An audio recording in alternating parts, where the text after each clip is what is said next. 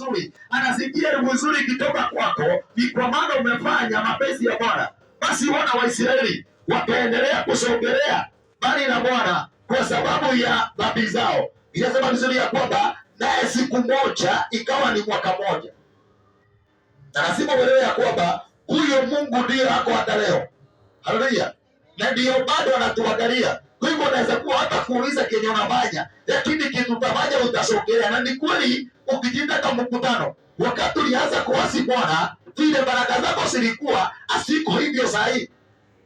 Halo, atakataa kusema yeye, mimi nakwambia ukweli, kila bwana wewe, vile baraka zako zilikuwa asiko hivyo, sinapungua. Ni kwa maana tunaona hatari ya kutenda dhambi. Tunapotenda dhambi tunashindi kusogea habari na Bwana.